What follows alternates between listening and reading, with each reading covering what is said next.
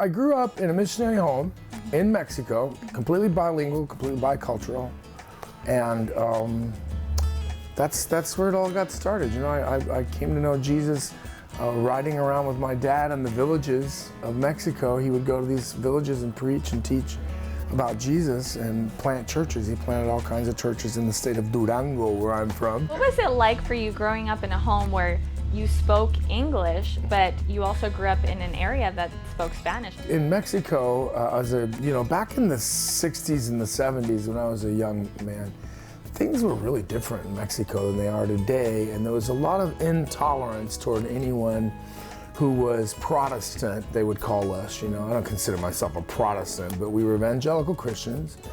And so there was a lot of persecution going on.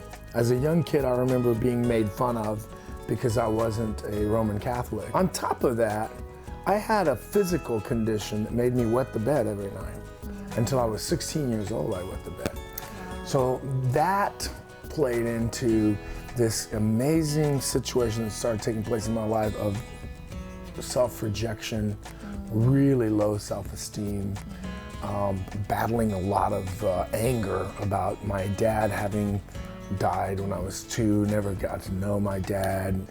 So when I was 16 years old, something very powerful happened. I discovered this scripture in Ephesians that says I'm accepted in the beloved, right?